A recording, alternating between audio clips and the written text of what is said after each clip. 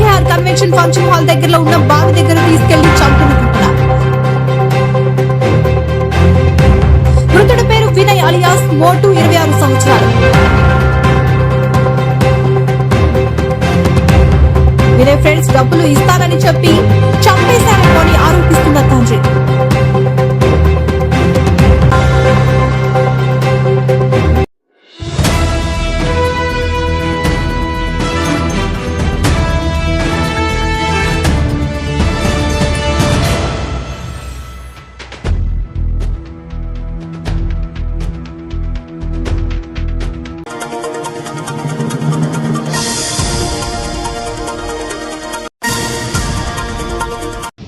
గత రాత్రి నాకున్న సమాచారం మేరకు కొంతమంది దేవాలయ భూమిని ఎటువంటి అనుమతి లేకుండా వారి స్వార్థ ప్రయోజనాల కొరకు దేవాలయ భూమిలో నుంచి రస్తాన్ని నిర్మాణం చేసే ప్రయత్నం చేశారని తెలిసింది.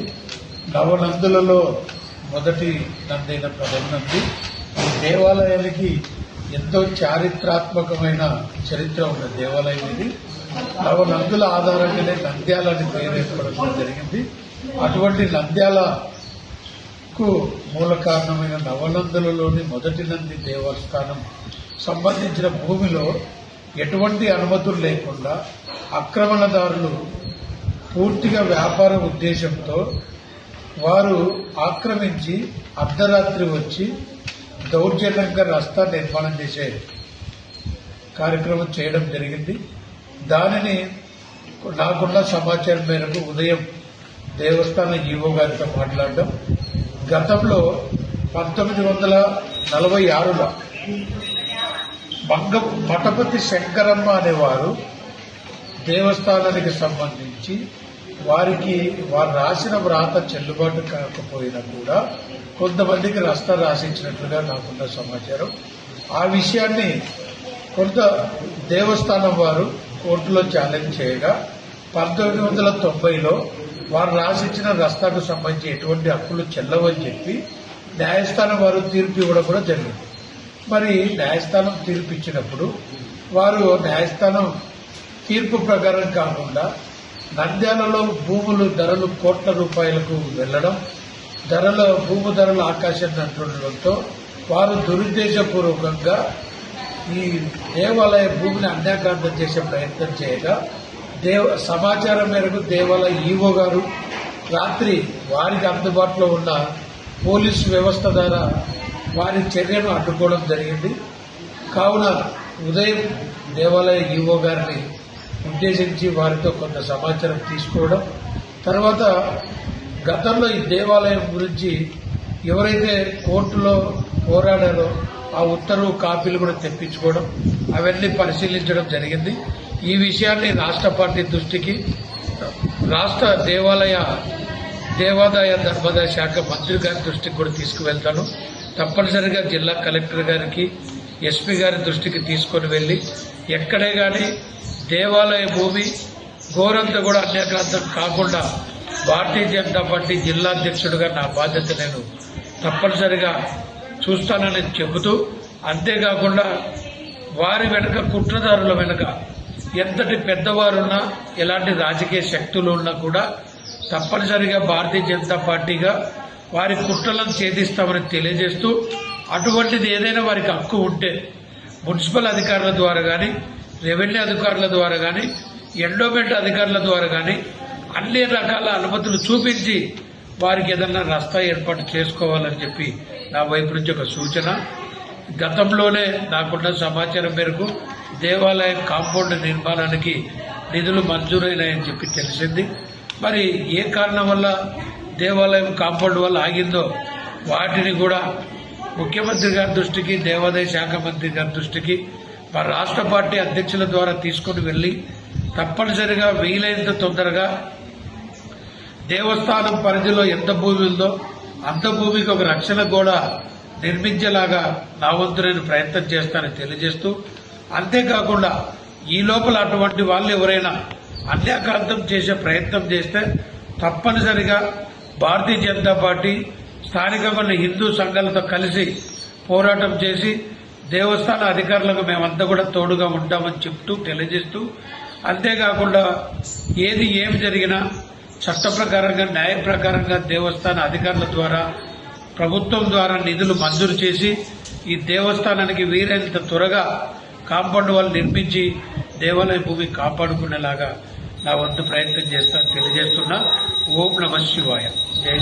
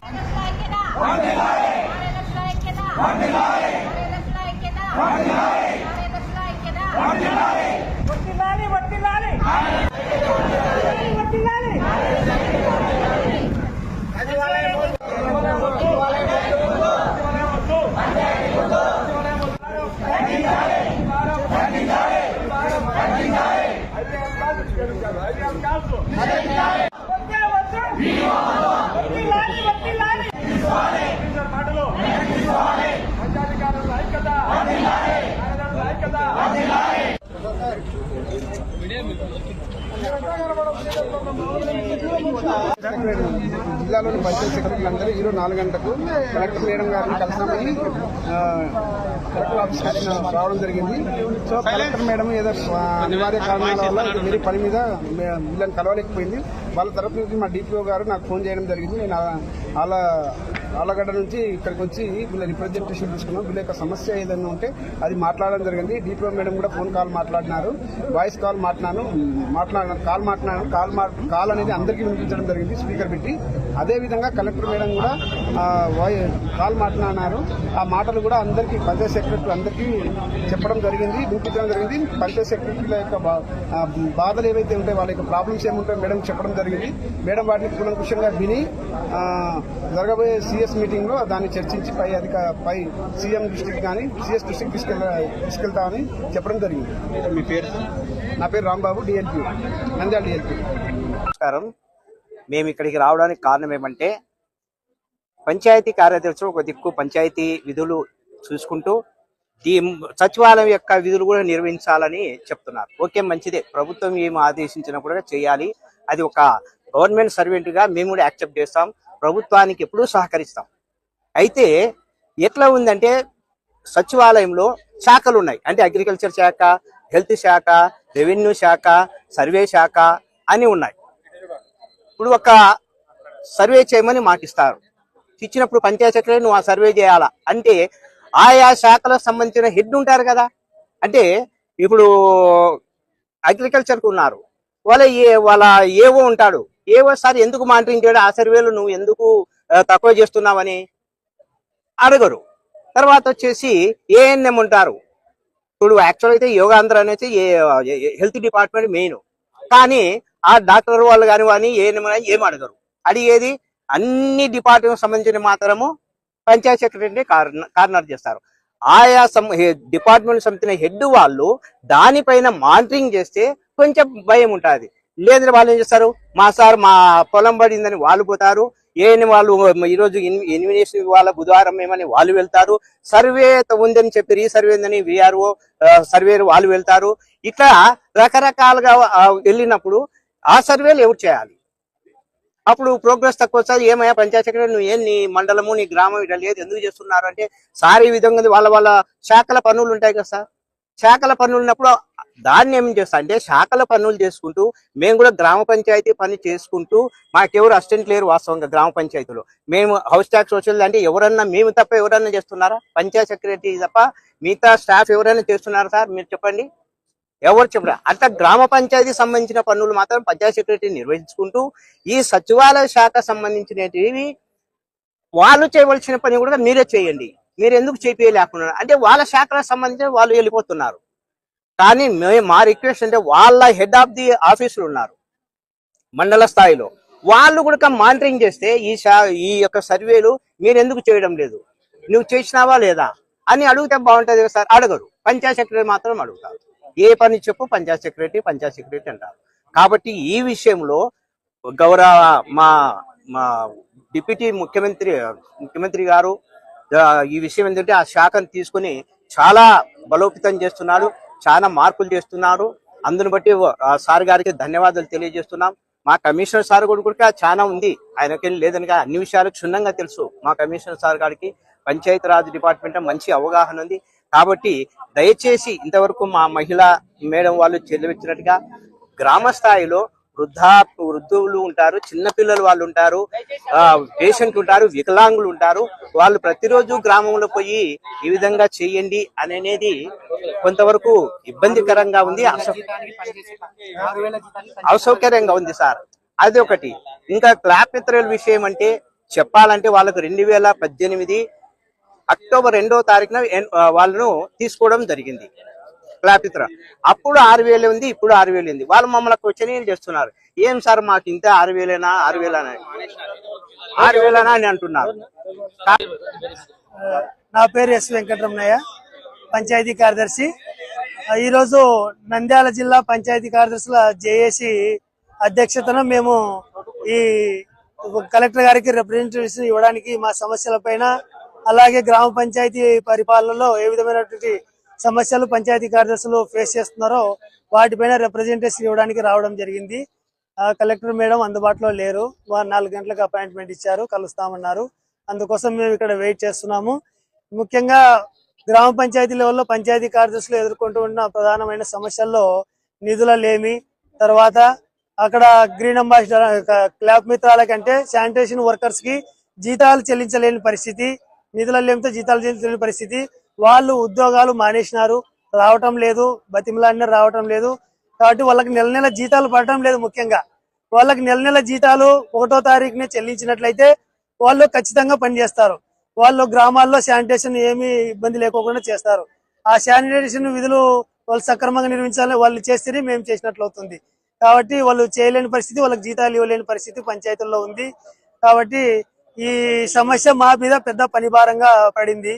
దానికి ఉదయమే 6 గంటలకు లేచిపోవాలా, అక్కడ ఫీల్డ్ లో ఉండాలా, వీడియో కాల్ అటెంప్ట్ చేయాలా, IVRS కాల్స్ పేరుతో ఇవన్నీ మాకు చాలా ఇబ్బందిగా ఉంది. సచివాలయ వ్యవస్థ పైన మాకు అది కూడా ఒక పెద్ద పనిభారం. పూర్తి స్థాయి అధికారాలు లేని DDO బాధ్యతలు ఇచ్చారు మాకు. కాబట్టి మేము కూడా పూర్తి స్థాయి బాధ్యతలు ఉంటే వాళ్ళపైన అజమాయిషి ఏదైనా చెప్పి చేయించుకోగలుగుతాము, కానీ మాకు ఎటువంటి అధికారము లేదు. కేవలం జీతాలు పెట్టడమే మా విధిగా అయిపోయింది.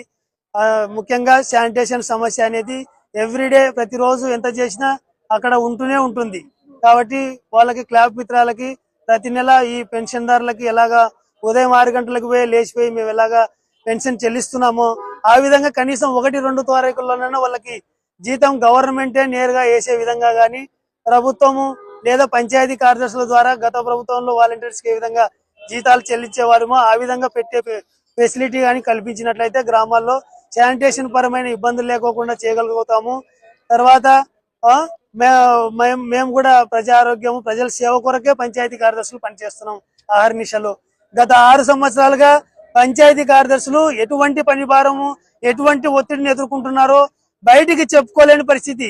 మేము ఎంత పని చేస్తున్నాము, ఎంత ఇది సర్వీస్ ఇస్తున్నాము పబ్లిక్ అసలు చెప్పుకోలేని పరిస్థితి. మేము ఒక పంచాయతీ కార్యదర్శి తను ఉదయం లేచిన దగ్గర నుంచి రాత్రి ఇంటికి వెళ్ళాలంటే 7-8 అవుతుంది. ఈ మధ్యలో బర్త్స్, డెత్స్, మ్యారేజ్ సర్టిఫికేట్స్, తర్వాత సర్వేలు, వివిధ సర్వేలు, మళ్ళా పంచాయతీ మీటింగులు, టెలికాన్ఫరెన్సులు, వీడియో కాన్ఫరెన్సులు, జూమ్ మీటింగులు, ఫిజికల్ మీటింగ్స్, వివిధ రకాల సర్వేలు. ఇప్పటిదాకా గత ప్రభుత్వంలో ఎన్ని సర్వేలు చేశామో అన్ని సర్వేలు ఇప్పుడు కూడా చేస్తా ఉన్నాము. మా డిమాండ్స్ ఒకటే, మాకు నిధులు, తర్వాత అధికారాలు, నిధులు, ఫెసిలిటీస్, సౌకర్యాలు కల్పించండి. మేము ప్రభుత్వానికి మా హార్ట్ఫుల్ గా సహకరిస్తాము, చేస్తాము. మేము ఎటువంటి వ్యతిరేకత లేదు, మేము చేయగలం, మాకు ఆ సమర్థత ఉంది. గత 6 సంవత్సరాలుగా ఒక పంచాయతీ సెక్రటరీ ఎంత మానసిక ఒత్తిడి ఎదుర్కొన్నా కూడా అటు సెంట్రల్ గవర్నమెంట్ ప్రోగ్రామ్స్ కానీ, స్టేట్ గవర్నమెంట్ ప్రోగ్రామ్స్ కానీ సక్సెస్ఫుల్ గా మేము చేయగలిగినాము. ఇప్పుడు చేయలేమా? చేస్తాము. మాకు జేబు నుంచి ఖర్చు పెట్టుకోవాలంటే మేము కూడా సగటు జీతగాళ్ళమే. పంచాయతీ కార్యదర్శులు తమ జేబులో నుంచి ఖర్చు పెట్టి కూడా ఈ రోజు ఆందోళన చేయడానికి కారణము మేము ఎంత పని చేసినా కూడా పంచాయతీ సెక్రటరీకి ఒక మంచి గుర్తింపు లేదు. పంచాయతీ సెక్రటరీని అమానవీయంగా తిడతా ఉన్నారు, చాలా అతి దారుణంగా తిడతా ఉన్నారు. అసలు ఒక ఎంప్లాయీ కాదు కదా, ఒక ఏదో దోషిగా అన్నట్లు మాట్లాడుతూ ఉన్నారు ప్రభుత్వ పెద్ద అధికారులు. మరి వాళ్ళు గమనించుకోవాలి, మేము ఎంత కష్టం చేస్తున్నాము అనే విషయాన్ని గమనించుకొని ప్రభుత్వానికి మా ఫీడ్బ్యాక్ కూడా తీసుకోవాలి. ముఖ్యంగా నేను చెప్పేది ఏంటంటే, పంచాయతీ కార్యదర్శి ఫీల్డ్ లెవెల్లో ఉద్యోగం చేస్తాడు కాబట్టి తను ఫీడ్బ్యాక్ పైన అధికారులు, ఉన్నతాధికారులు ఖచ్చితంగా తీసుకోవాలని మేము కోరుతా ఉన్నాము. ఇది మీడియా మిత్రులందరికీ నమస్కారం అండి. మీ ద్వారా మేము ఈ రోజు మా నంద్యాల జిల్లాలో పంచాయతీ కార్యదర్శులు, ఎస్పెషల్లీ మహిళా పంచాయతీ కార్యదర్శులు ఎదుర్కొంటున్న ముఖ్యమైన సమస్యలను తెలియజేయాలని అనుకుంటున్నాము. ఉదయం 6 గంటల నుంచే మేము సాయంత్రం 6 గంటల వరకు డ్యూటీ చేయాలి అంటే ఇంట్లో కుటుంబ సమస్యలు, తర్వాత వృద్ధాప్యులైన తల్లిదండ్రులు, సపోజ్ ఎస్పెషల్లీ నేను చెప్తున్నాను సార్, నేను ఒక క్యాన్సర్ పేషెంట్ ని. కేవలం నాకు క్యాన్సర్ ట్రీట్మెంట్ అయ్యి 8 నెలలు మాత్రమే అయ్యింది. ఉదయం 6 గంటలకే వెళ్లి కనీసం మేము టిఫిన్ అది కూడా లేకోకుండా మధ్యాహ్నం కూడా ఇంటికి వెళ్ళలేకోకుండా అక్కడే ఉన్న పరిస్థితులు కూడా ఉన్నాయి సార్. మేము తర్వాత సచివాలయ కార్యదర్శులు మిగతా స్టాఫ్ లో కూడా ఏ సర్వే చేయకోకుండా కూడా కేవలం పంచాయతీ కార్యదర్శి పైననే ఎటువంటి సర్వేకైనా పంచాయతీ కార్యదర్శినే బాధ్యతలుగా చేస్తున్నారు. ప్రతిదీ ఏదైనా చేయలేకపోయినా, ఒకప్పుడు వాలంటీర్ వ్యవస్థ ఉన్నది, ఇప్పుడు లేదు. ఓకే, ఇంతకు ముందు కూడా వాలంటీర్ వ్యవస్థ లేకుండా పంచాయతీ కార్యదర్శులు ప్రతి ఒక్క బాధ్యతను మేము బాధ్యతాయుతంగానే మేము చేయగలిగినాము. కానీ ఇప్పుడు చేయలేదు అంటున్నారు. కానీ ప్రతి ఒక్కటి ఇప్పుడు ఆన్లైన్ సిస్టమ్ ఎక్కువైంది. మాకు నెట్వర్క్ ప్రాబ్లమ్స్ ఉంటాయి, తర్వాత దానికి టెక్నికల్ ఇష్యూస్ ఉంటాయి, అవేమి సాల్వ్ చేయరు. అవేమన్నా చెప్పినా పట్టించుకోరు. కానీ ప్రోగ్రెస్ రాలేదు ప్రతి ఒక్కరు పంచాయతీ కార్యదర్శి పైనే బ్లేమ్ చేయడం జరుగుతుంది. దానికి తగ్గట్టుగా మళ్ళీ IVRS కాల్స్ అని మళ్ళీ పెట్టారు సార్. ఏ శాఖకు లేని IVRS కాల్స్ మాకే ఎందుకు పెడుతున్నారో మేము ప్రభుత్వాన్ని కోరుతున్నాం. అంటే మా మీద నమ్మకం లేదా, మేము చేయడం లేదా వర్క్? IVRS కాల్స్ పెట్టండి, మేము వర్క్ చేయడం లేదా అది గమనించండి. ఇంకొక విషయం సార్, మేము పనిచేస్తున్నది గ్రామాలలో ప్రజలు కూడా అందరూ ఇప్పుడు సెల్స్ ఉపయోగిస్తున్నారు, కాదనట్లేదు. కొన్ని గ్రామాల్లో, సపోజ్ మాది రాయమాల్పురం విలేజ్ సార్, మా ఎస్సీ పాపులేషన్ ఎక్కువ, అక్కడ అంతా స్మార్ట్ ఫోన్సే వాడేవాళ్ళు లేరు సార్. కనీసం ఫోన్ కూడా వాడిన వాళ్ళు ఉన్నారు. చిన్న పిల్లలకు ఫోన్లు ఇచ్చింటారు, కొంతమంది వర్క్ చేసుకునే వాళ్ళు చిన్న పిల్లలకు ఫోన్లు ఇవ్వడం, ముసలోళ్ళు ఉంటారు, వాళ్ళ దగ్గర ఫోన్లు కూడా ఉన్నాయి సార్. ఎస్ అంటే 1 నొక్కండి, నో అయితే 2 నొక్కండి అంటే 1, 2 నొక్కడానికి కూడా వాళ్ళకి చేయలేని పరిస్థితుల్లో నిరక్షరాస్యులు చాలా మంది కూడా ఉన్నారు సార్. వాళ్ళు తెలియకుండా 2 నొక్కడం వల్ల మేము ఎక్కువగా నో పర్సెంటేజ్ వస్తుంది. మేము ఎంత వర్క్ చేపించినప్పటికీ కూడా మేము నో అని చెప్పించుకోవడానికి చాలా బాధాకరంగా ఫీల్ అవుతున్నాం సార్. ఇది మేము తర్వాత లేడీస్ సమస్యలు ఎక్కువగా ఉన్నాయి సార్. మొన్న గోస్పాడ్ మండలంలో కూడా ఒక మేడం ఈ ప్రెజర్ వల్లనే యాక్సిడెంట్ లో చనిపోయారు. చాలా బాధాకరం సార్. చిన్న పిల్లలు ఉన్నారు. ఇప్పుడు చూడండి సార్, ఇక్కడ ఉదయం 6 గంటల నుంచి EMI కూడా సాయంత్రం 6 గంటల వరకు అంటే చిన్న పిల్లలతో వేసుకొని ఏ విధంగా మేము డ్యూటీలు చేయాలి? రోజుకు లేబర్ యాక్ట్ ప్రకారం కూడా 8 గంటలు కదా సార్ వర్క్ చేయాల్సి, 24/7 చేస్తున్నట్టుంది సార్. ఇంటికి వచ్చిన తర్వాత మళ్ళీ 8:30కు 9:30కు 10 గంటలకు కూడా మెసేజ్లు పెట్టి రెస్పాండ్ అవ్వలేదు, చూడలేదు అంటే సార్ మేము కూడా మనుషులమని ఫస్ట్ గుర్తించండి ప్లీజ్. పంచాయతీ సెక్రటరీలు అందరూ కూడా మనుషులే సార్. మేము కూడా ప్రజల్లో మేము భాగమే, ప్రభుత్వంలో మేము భాగమే సార్. అసలు ఏ శాఖకు లేని IVRS కాల్స్ మాకే ఎందుకు? దయచేసి IVRS కాల్స్ గురించి మీరు ఒకసారి ప్రభుత్వానికి మేము విన్నవించుకోవడం ఏమిటంటే, కేవలం పంచాయతీరాజ్ శాఖకే ఎందుకు IVRS కాల్స్ పెట్టారు? ఉప ముఖ్యమంత్రి గారు, మాకు పంచాయతీరాజ్ శాఖకు ఉప ముఖ్యమంత్రి గారు ఉన్నారు, మరి ఆయనకు మా మీద నమ్మకం లేదా? ఏ రకంగా మాకు ఇది పెట్టారు? మాకు దీని మీద మాకు ఒక క్లారిటీ రావాలి సార్. మిగతా శాఖలకు ఏమీ లేదు.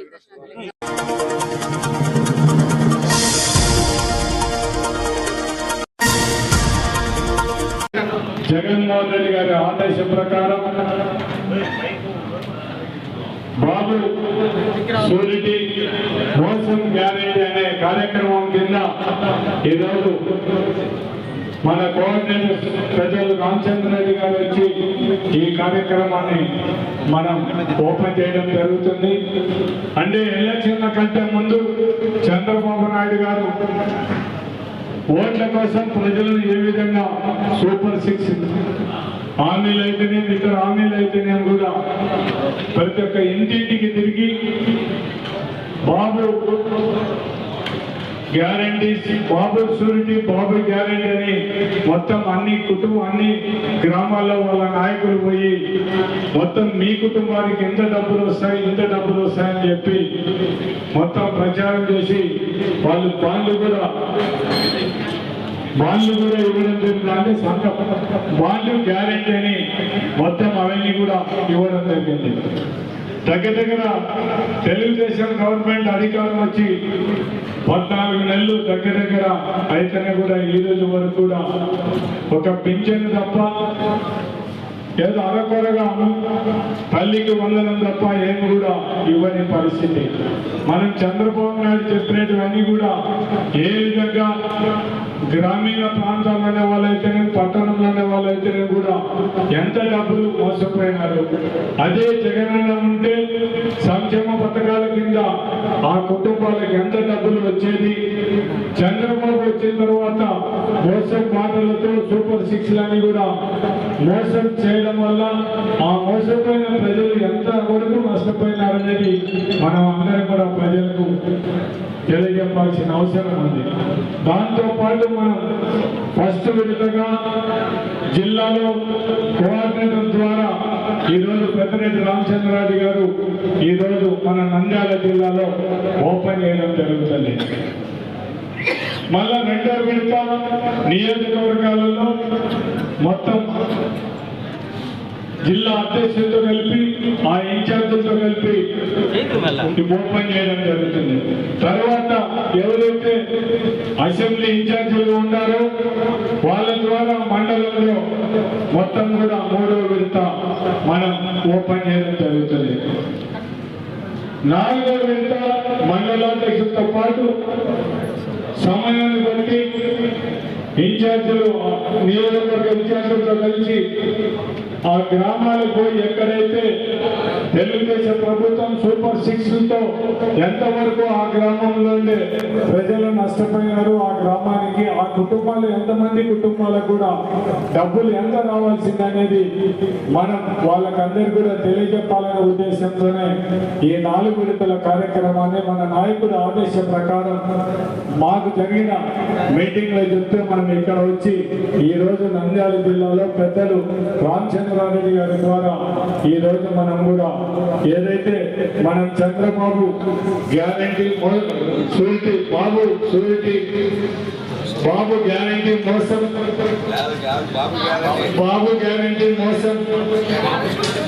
బాబు షూరిటీ మోసం గ్యారంటీ అనే మనం ఈ నినాదంతో గ్రామీణ ప్రాంతాలకు పోవడానికి ఈ కార్యక్రమం ఏర్పాటు చేయడం జరిగింది. కాబట్టి మొత్తం అందరూ కూడా మన నాయకుడు ఆదేశం ప్రకారం మనకి ఏమి ఇచ్చినా కూడా పార్టీ ఆదేశం ప్రకారం మనం అన్ని కూడా ఈ కార్యక్రమాలన్నీ కూడా చేయాలని కోరుకోవడం మనందరినీ కూడా కోరడం జరుగుతుంది.